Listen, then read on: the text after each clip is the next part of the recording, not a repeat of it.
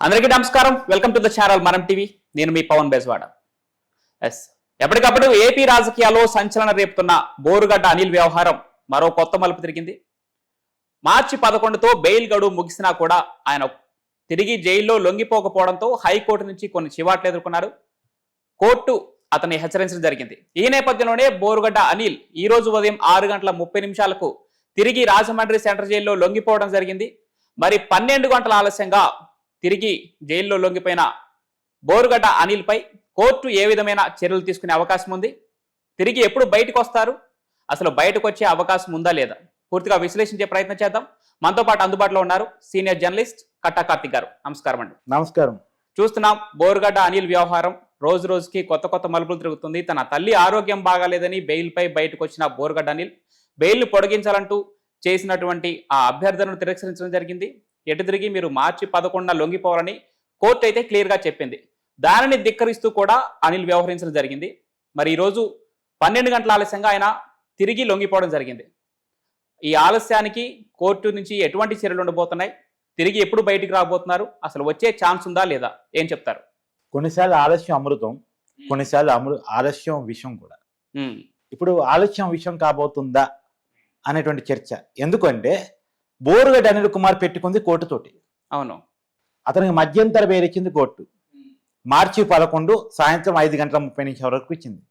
సాయంత్రం 5:30 Rajahmundry central jail superintendent ముందు Borugadda Anil Kumar లొంగిపోవాలి court ఆదేశాల మేరకు. అవును, ఇంకా పైగా 1 hour గ్రేస్ పీరియడ్ కూడా పోలీసులు ఇచ్చారు.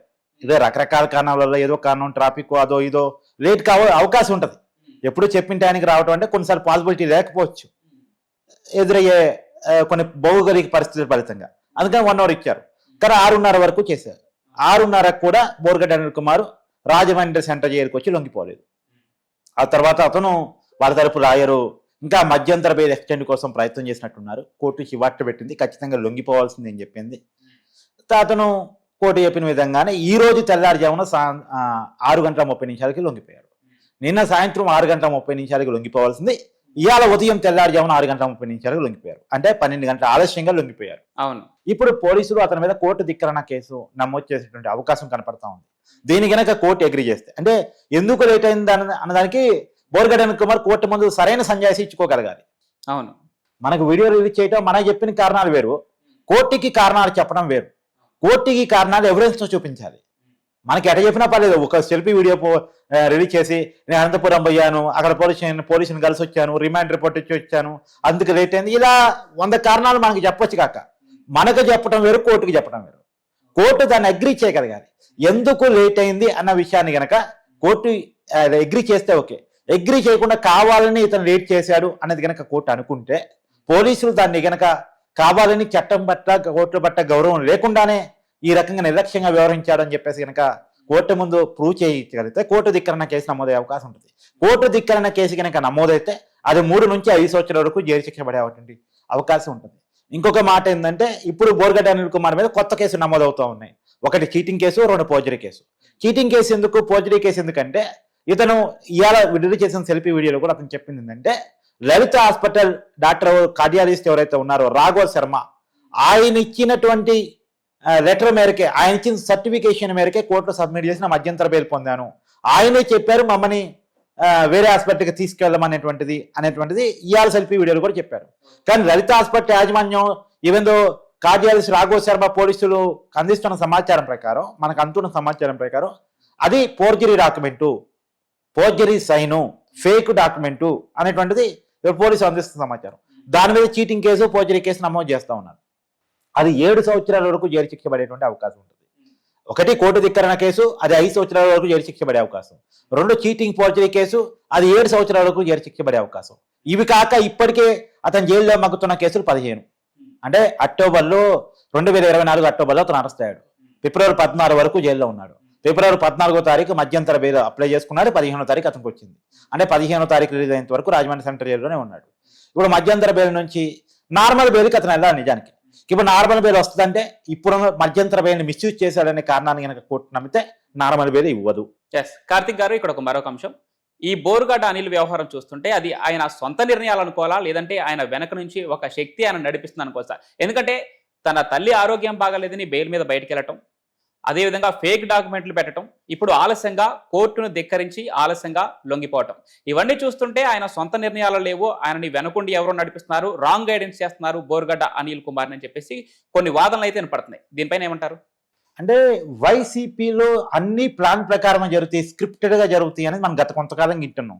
ఎగ్జాంపుల్ పోసానికి ఇష్టమని అరెస్ట్ అయినప్పుడు అతను ఏం చెప్పాడు, నాకేం సంబంధం లేదు, నాకు జీతం ఇస్తారు, మాట్లాడిస్తారు, వాళ్ళు పంపించిన స్క్రిప్ట్ నేను చదువుతానని చెప్పేసి పోసానికి ఇష్టమని సజ్జల రామకృష్ణారెడ్డి పేరు, సజ్జల భార్గవ్ పేరు చెప్పాడు. ఇదే ఇతను మాత్రమే కాదు, గతంలో వర రవీందర్ రెడ్డి కూడా అదే చెప్పాడు. ఈవెన్ దో విజయసాయి రెడ్డి కూడా గతంలో నా సోషల్ మీడియా అకౌంట్ నా చేతుల్లో ఉండదు, వైసీపీ సోషల్ మీడియా చేతుల్లో ఉంటుంది అని చెప్పేసి అతను కూడా కొంత ఎగ్రయ్యే ప్రయత్నం చేశాడు. ఇవన్నీ విన్నప్పుడు మనకు అర్థమయ్యే విషయం వైసీపీ ఇదంతా కూడా ప్లాన్డ్ గా జరిగే యాక్టివిటీ, క్రైమ్ అంతా కూడా కర్మకర్త క్రియ జగన్మోహన్ రెడ్డి, సజ్జల రామకృష్ణారెడ్డిగా నడిపిస్తూ ఉంటారు. వీళ్ళంతా పాత్రధారులు మాత్రమే, నటులు. ఒక స్క్రిప్ట్ రాసుకుని ఒక ఫిల్మ్ తీసావనుకో. మొన్న అజ్ఞాతంలోండి బోరుగడ్డ అనిల్ ఏదైతే వీడియో రిలీజ్ చేశాడో అది కూడా బలవంతంగా తనతో రికార్డ్ చేయించి రిలీజ్ చేశారని కొన్ని వినిపిస్తున్నాయి. ఎస్ కావచ్చు, నేను ఆ అనుమానాన్ని లేవనెత్తింది నేనే. ఎందుకంటే బోరుగడ్డ అనిల్ కుమార్ నిజంగా వీడియో రిలీజ్ చేసేంత పరిస్థితుల్లో ఉంటే పోలీసులకు ఎందుకు అందుబాటులో ఉన్నాడు? ఇప్పుడు అతను ఏ తప్పు చేయనప్పుడు, వాళ్ళ అమ్మని మాత్రమే హాస్పిటలైజ్ అయింది చూసుకుంటున్నాడు అనుకున్నప్పుడు, అది ఓపెన్ సీక్రెట్ కాదు, అదే పెట్టి కోర్టులో బెంచంతర మీద తెచ్చుకున్నాడు. నేను మా అమ్మని చూపించుకున్నాను, ఇదిగో హాస్పిటల్లో ఉన్నానంటే పోలీసులు మాత్రం ఏం చేయగలుగుతారు? కరెక్ట్, నిజమే కదా అంటారు కదా. ఇంత ఇష్యూ ఉంటది కదా, అంటే పోలీసులు చెక్కకుండా దొరకకుండా ఫోన్ స్విచ్ ఆఫ్ పెట్టుకుని ఎవరికి అందుబాటులో లేకుండా సీక్రెట్ గా గడపాల్సిన అవసరం ఎందుకు వచ్చింది? అంటే అతను ఏదో ఎవరి మధ్య ఉన్నాడు, ఆ వీడియో కూడా ఎవరో చెప్తేనో లేదా ఎవరో చేపిస్తేనో చేసి ఉంటాడు అనేటువంటి ఒక అనుమానం మనం కలగట్లేదా? అప్పుడు అతను ఓపెన్ గా వాళ్ళ అమ్మకి వైద్యం చేపించుకుంటున్నాడు, అబ్బా కొడుకుగా బాధ్యత అతను. అది చెప్పే మధ్యంతర బెయిల్ పొందాడు. హాస్పిటల్ వాళ్ళ అమ్మ ఉంది, పక్కనే అతను ఉన్నాడు. ఏమిటి పోలీసులు, నేను పలానా చోట ఉన్నాను, మా అమ్మకి ఆరోగ్యం బాధ, నేను చూపించుకుంటానంటే వచ్చి పోలీసులు పట్టకపోతారా? పట్టకపోరు కదా, మధ్యంతర బెయిల్లో ఉన్నటువంటి వ్యక్తిని చూసిపోతారు. అవునా, సరే అండి అని పోతారు. కానీ ఇతను ఇరక్కపోతున్నాడా అనేటువంటి అనుమానం కూడా నాకు కలుగుతూ ఉంది. నాకు ఇంకో అనుమానం కూడా కలుగుతుంది. వైసీపీ నాయకుల నుంచి అతనికి ప్రాణహాని కూడా ఉండొచ్చు, అతను జైల్లో ఉంటేనే సేఫ్ అనేమో నాకు అనిపిస్తుంది. అతనేమో నాకు ప్రాణహాని నారా లోకేష్ నుంచి ఉండొచ్చు, చంద్రబాబు నుంచి ఉండొచ్చు, పవన్ కళ్యాణ్ నుంచి ఉండొచ్చు అని చెప్తున్నారు. కానీ అవి చెప్పించిన మాట నేను అనుకుంటున్నాను.